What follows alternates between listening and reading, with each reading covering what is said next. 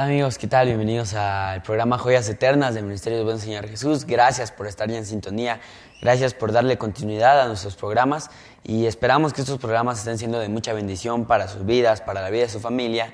Y pues el día de hoy tenemos un tema muy bonito, un tema muy interesante, que es acerca del servicio. Primero vamos a definir un poco sobre qué es el servicio. El servicio es presentarle al Señor, darle al Señor algo tan valioso como nuestro tiempo, nuestra creatividad, nuestros dones, nuestros talentos, nuestra fuerza, para los jóvenes su juventud, tenemos mucho que darle al Señor y esto lo hacemos por medio de un servicio. Servicio no solo es venir a limpiar la iglesia, servicio es hablar de una persona de Dios, servicio es, si tú tienes el talento de saber usar la computadora, buscar la manera de hacer esto, pero ahora para el Señor, porque este servicio nos trae muchas ventajas, nos trae muchos beneficios, y para explicar más esto nos acompaña el día de hoy el pastor Hernando Mejía. Pastor, bienvenido. Pues como ya les comentaba, pues vamos a hablar sobre los beneficios, las ventajas, el provecho que nos trae a nosotros los creyentes el servicio. Entonces, pastor, la primera pregunta sería esa: ¿qué ventajas, qué privilegios nos trae a los creyentes que servimos? Bueno, regularmente toda la gente tiene dones, tiene talentos, y voy a hablarlo del trabajo secular. Hablemos de una persona que presta sus servicios a la educación, a la salud, a la justicia. Cualquier persona que presenta un servicio siempre espera una remuneración, casi toda la gente trabaja por un salario, a excepción de los voluntarios, pero de alguna manera han de tener alguna otra fuente de ingresos. Todos trabajamos para recibir una remuneración.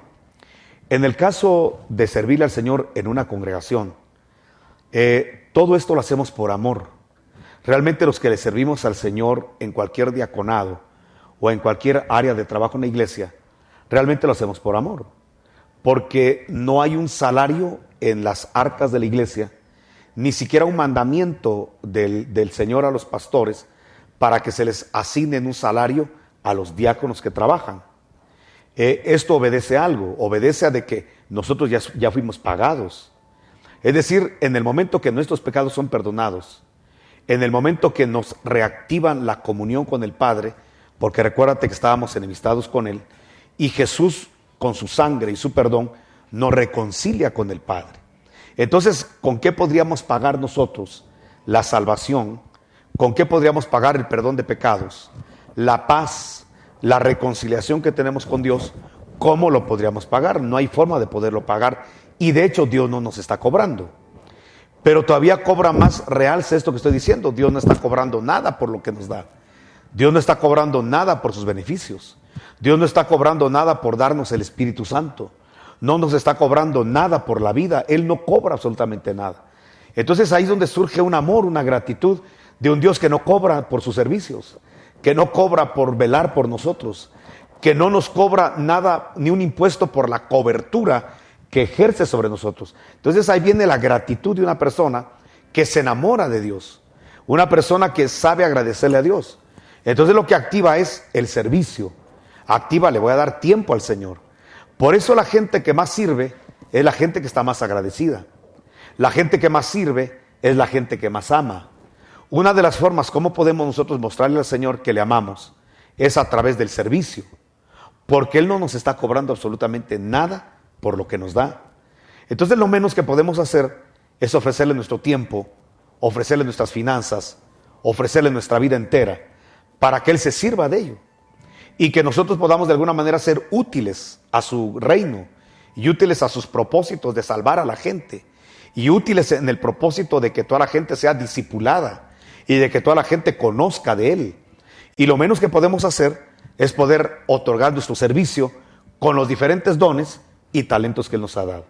Entonces los beneficios que nosotros adquirimos, porque esa es tu pregunta, realmente ni siquiera deberíamos de obtenerlos, porque el servicio ya lo tuvimos, el beneficio ya lo tenemos, la salvación es suficiente, el que tú ya no vayas al infierno debería ser paga suficiente para poder servir ad honorem. Sin embargo, Dios es muy justo y se pasa de justo. Entonces, a pesar de que ya te dio la salvación, a pesar de que ya te dio vida nueva, Espíritu Santo, dones, talentos, a pesar de eso, si tú le sirves, y que debería ser por amor y gratitud, a pesar de eso todavía te va a dar una remuneración. Una de las remuneraciones que Dios da, y eso lo dijo Jesús, dijo, si alguno me sigue, sírvame, y mi Padre le honrará. Entonces, número uno, vas a tener la honra de Dios. Dios te va a honrar, es decir, donde quiera que tú estés, va a haber siempre una honra que Dios te va a dar, y la eminencia en la que te va a colocar, y el respaldo que te va a dar por el simple hecho de que eres su servidor. Entonces la Biblia es clara, mi Padre le honrará. Cualquier persona que le sirve al Señor tiene garantizada la honra. ¿En qué sentido? Vamos a poner ejemplos. Si de repente el Señor te manda para alcanzar almas, para que almas sean salvadas, por medio del testimonio que tú tienes, de la palabra que tú tienes, con los diferentes dones y talentos que tienes, Él te va a respaldar. Cuando hagas el trabajo no vas a estar solo. Cuando evangelices no vas a estar solo. Cuando impongas manos sobre los enfermos no vas a estar solo. Cuando le digas a un demonio fuera, no vas a estar solo. Porque tu Padre te honrará. Si te dispones a servirle, te va a honrar. Es decir, tenemos ejemplos claros, por ejemplo, de los primeros diáconos. En la iglesia de Jerusalén, al principio se escogieron 7 diáconos. Y uno de los diáconos era Esteban, es decir, diácono significa servidor. Uno de los primeros servidores era Esteban, del cual hablamos en programas pasados. Y vemos cómo de repente se levantan 5 grupos de los libertos para querer atacarlo, para querer dejarlo en mal sobre el credo y sobre la palabra que predica Esteban. Entonces, ¿qué hace Dios? Dios lo honra. ¿De qué manera?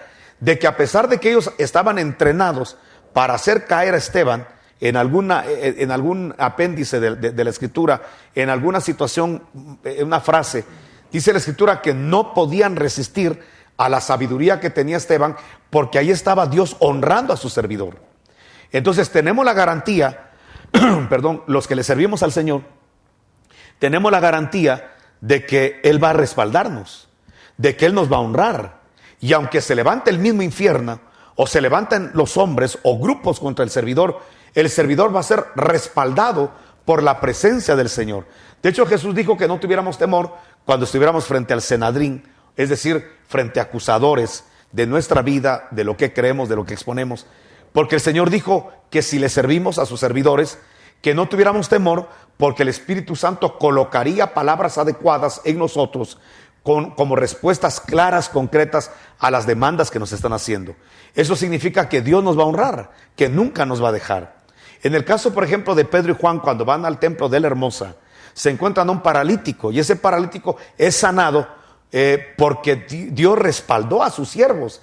Es decir, que si algo tenemos garantizado los que disponemos en nuestro corazón por amor y gratitud, servir al Señor, es que vamos a ser respaldados, es que no vamos a quedar en vergüenza, sino que Él siempre nos va a dar la honra necesaria. Por eso Jesús dijo, si alguno me sigue, pues sírvame, y mi Padre, número 1, le honrará. Algo más dijo, donde quiera que esté mi servidor, ahí estaré con él. Otro beneficio que obtenemos de servirle al Señor es de que Él va a estar con nosotros, es decir, que su presencia nunca nos va a hacer falta. En cualquier momento de la vida, los servidores vamos a tener conflictos, vamos a tener problemas, porque el hecho de que seamos servidores no nos exime de problemas, de conflictos, de adversidades, tribulaciones o tentaciones. Pero el Señor dijo que si nosotros le servimos, Él estará con nosotros, nos garantiza su presencia. Entonces, si por algún motivo hay que entrar a un hospital por problemas y tribulaciones personales o familiares, Él estará con nosotros. Si en algún momento cruzamos algún valle difícil de problemas y de conflictos, el que le sirve tiene garantizado que ahí estará la presencia de Dios. Y si la presencia de Dios nos acompaña, podamos estar hasta en la cárcel como Juan en Patmos, y ahí estará su presencia ministrando, o podemos estar en un foso de leones como Daniel, y ahí va a estar su presencia ministrándonos. Entonces tenemos garantizada la presencia del Señor. Y cualquier persona que tenga un problema, un conflicto, si Dios está con él, si la presencia de Dios está con él, ¿quién contra él? Está garantizada la victoria, está garantizado el éxito. Por eso me llama la atención, hablando de Daniel, cuando lo arrojan al foso de los leones. Dice que el rey no quería que Daniel muriera de esa manera. Los leones estaban hambrientos y estaban esperando a que llegara carnita fresca. Y si Daniel era como los siervos de hoy, era panzón como casi todos los que somos, y los leones cuando Daniel cayó seguramente vieron un buen puyazo que estaba llegando a sus vidas. Sin embargo, los leones no le hicieron daño a Daniel, pero cuando Daniel va a ser arrojado al foso de los leones, el rey menciona unas palabras muy tremendas y le dice: Daniel, tú que le sirves a Dios con tanta perseverancia, ¿podrá librarte ese Dios a quien le sirves con esa diligencia? ¿Podrá librarte del foso de los leones? Y arrojan a Daniel al foso de los leones. El rey no puede dormir esa noche porque está angustiado de la suerte que va a correr su amigo, que era Daniel. Entonces al otro día llega otra vez a donde está el foso de los leones y le grita: Daniel, siervo del Dios Altísimo. O sea que si algo caracterizaba a Daniel era que servía. Y le grita: ¿pudo el Dios a quien le sirves con tanta diligencia librarte del foso de los leones?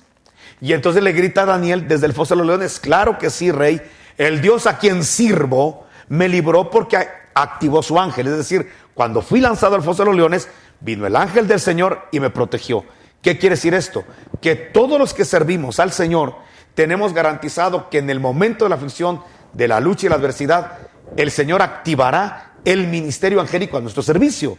Por eso los beneficios de servirle al Señor, que podríamos estar aquí todo el programa hablando de beneficios de servir al Señor, son grandes.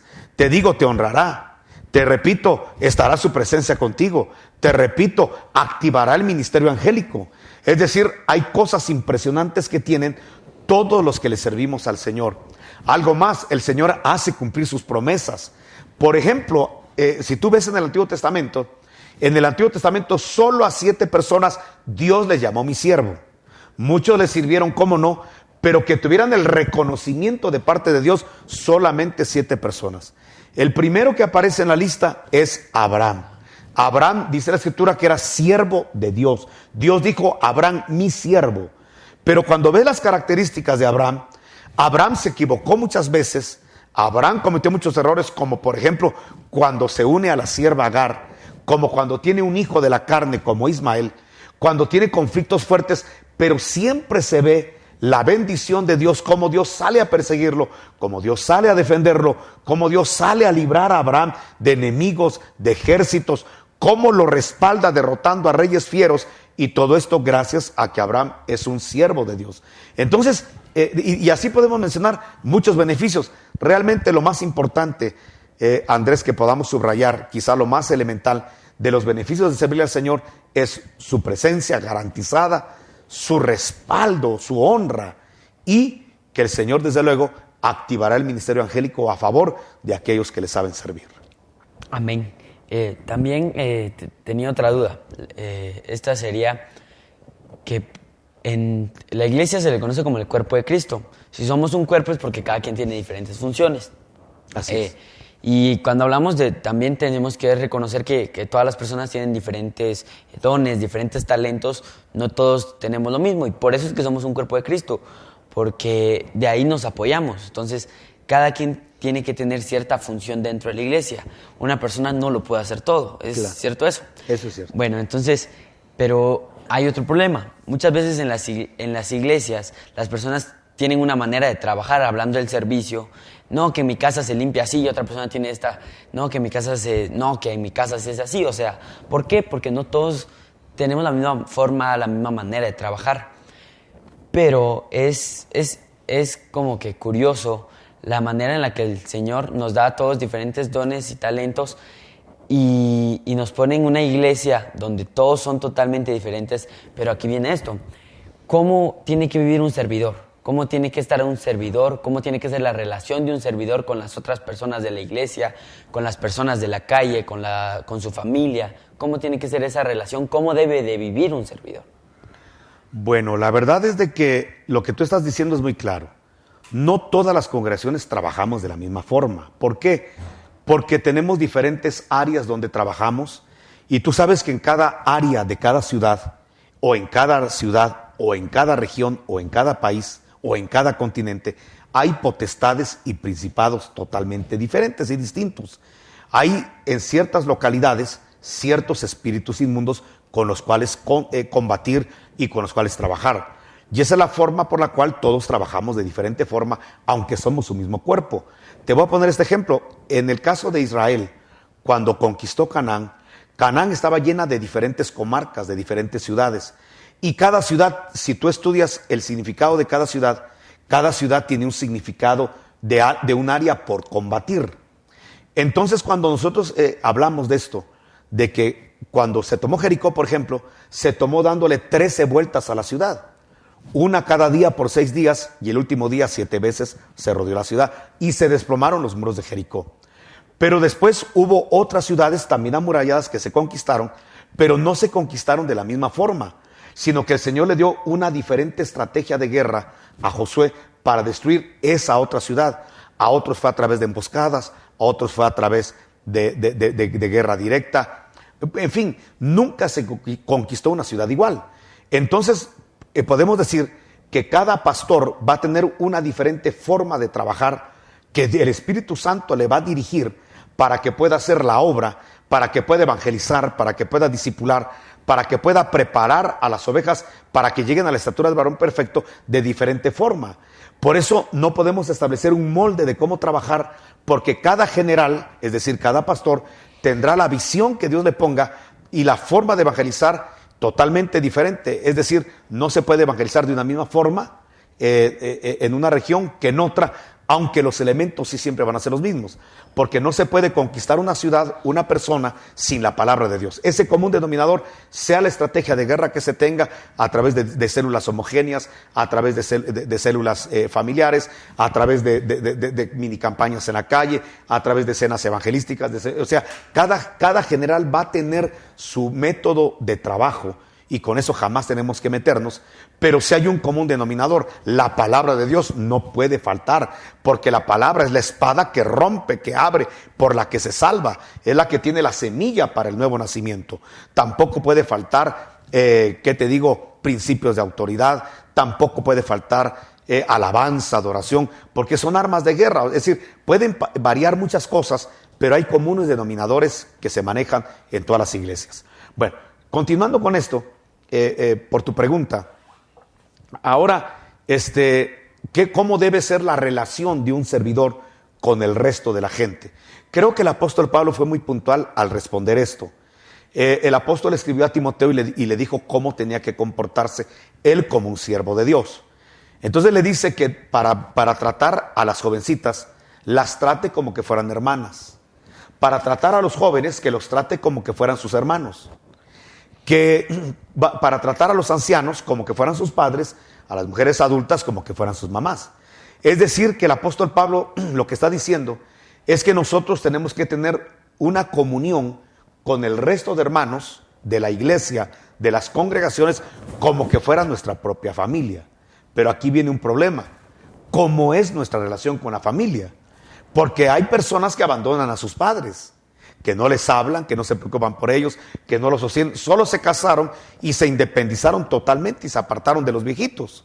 Entonces, si Pablo le dijera a una persona, trata a la iglesia como tratas a tu mamá, y si nunca le provee a su mamá, nunca la visita, de una llamada telefónica, lo más seguro es que no va a saber tratar a las hermanas, pues. Lo que se está queriendo es que seamos hijos ejemplares, y entonces, si somos hijos ejemplares, vamos a poder tener una buena relación con los adultos de la iglesia.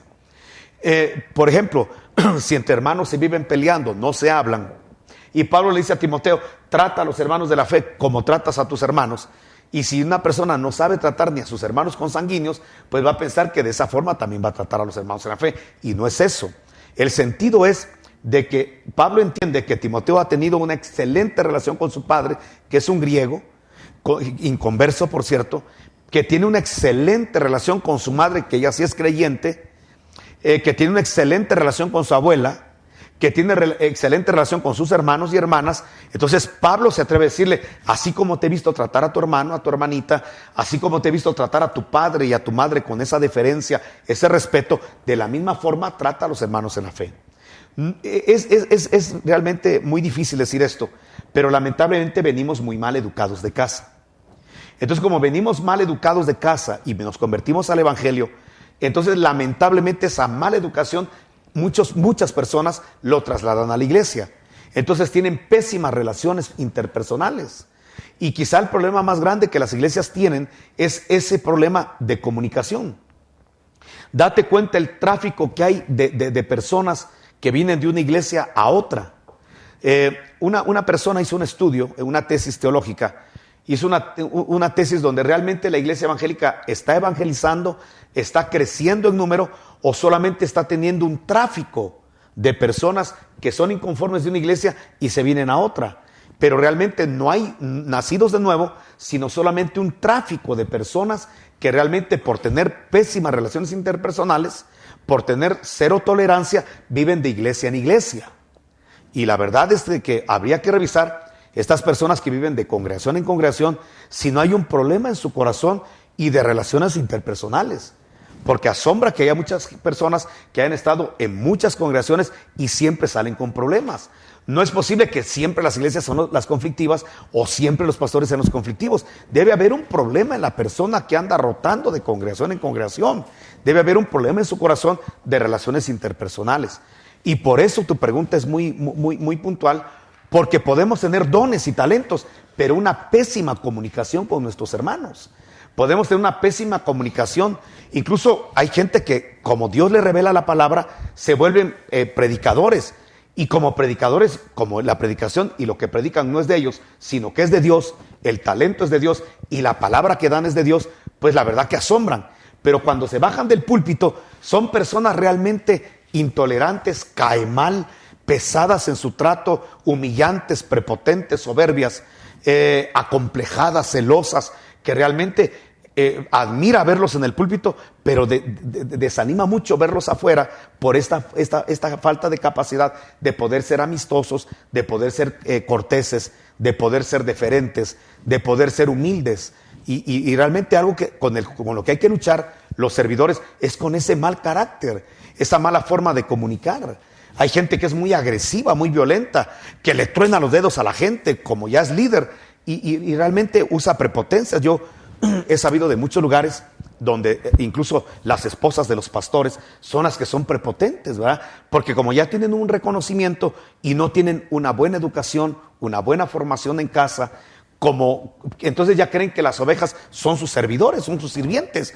Y hasta yo he visto gente, y lo digo con mucho temor, y no estoy criticando a nadie, pero he visto gente que cuando de repente le pasan el tecito, no a la temperatura adecuada, les dan una regañada a los servidores como que fueran sus sirvientes. Y esa es una muy mala forma de comunicar, precisamente por la prepotencia y la altivez que manejan muchas personas. Entonces, ¿cómo debe ser un servidor? No importa el cargo que tengas, si ya eres diácono, si ya eres músico, si ya al final todos venimos rescatados de las tinieblas. Nos sacaron del muladar a todos. Todos tuvimos necesidad de la gracia. No podemos olvidar nuestro génesis. No podemos olvidar de dónde venimos. Venimos de las tinieblas. Venimos de la ceguera espiritual. Venimos de la ruina espiritual. Como para que ahora que el Señor ya nos rescató, nos lavó y nos dio una dignidad y nos dio dones y talentos, ahora nos sintamos más que otras personas y no sepamos comunicar, ordenar, pedir, sino que seamos personas intransigentes y tajantes. Y la verdad que si algo tenemos que aprender los siervos de Dios es a ser humildes y en la forma de comunicar y en el trato que tengamos con sus semejantes, ser más amigables, más amistosos. Yo choco mucho con el pastor, con el apóstol, que no tiene comunicación con su pueblo. Choco mucho con la gente que no puede platicar, sobre todo con la gente de escasos recursos, porque ven eso una barrera. Y la verdad es de que eso hay que romperlo en el nombre de Jesús. Hay que tratar por igual a una persona que Dios le ha dado prosperidad como la persona que no tiene esa misma prosperidad, que no tuvo la misma oportunidad o incluso capacidad para poder formarse en una profesión, y tienen que ser tratados por igual. Y los diáconos y los servidores de la iglesia no tienen por qué hacer distinción de rico y pobre, de razas. No puede hacer ese tipo de discriminaciones dentro de la congregación. Entonces, ¿cómo debe ser un siervo de Dios? En su relación interpersonal, Nando, tiene que ser amigable, amistoso, humilde, tiene que ser sabio para ordenar, para dirigir, y esa habilidad nos la puede dar el Espíritu Santo cuando no tenemos esa formación en casa. Y desde luego hay que leer. Lamentablemente a veces los cristianos toman un cargo pero no se preparan para el cargo. Entonces, si tú ya recibiste un liderazgo en la iglesia, si ya recibiste un diaconado en la iglesia o un ministerio, pues lo menos que podemos hacer es leer un libro de cómo tratar a los semejantes, cómo ordenar, cómo dirigir, porque eso nos va a ayudar mucho en las relaciones interpersonales para no golpear a nuestras ovejitas, para no golpear a la gente que está trabajando con nosotros, sino que se sientan cómodos, que se sientan bendecidos de estar junto a uno. Y cómo saber que uno está teniendo éxito, que la gente te busca, que la gente te habla, te quiere comunicar. Cuando la gente ya no te busca es porque definitivamente estamos dando un mal mensaje, ya sea corporal, gesticular, o ya sea con la forma grotesca de hablar o la prepotencia y soberbia, ¿verdad? Amén.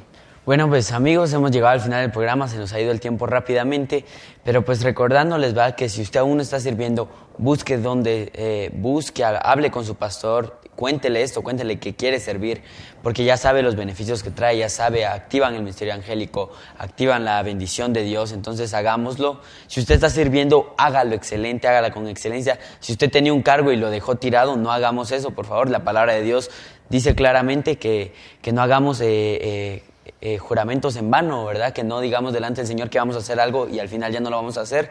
Hagámoslo, retomemos el servicio y pues así, amigos, llegamos al final. Que el Señor les bendiga. Esperamos que este programa haya sido de mucha bendición para sus vidas. Nos vemos el día de mañana a esta misma hora por este mismo canal.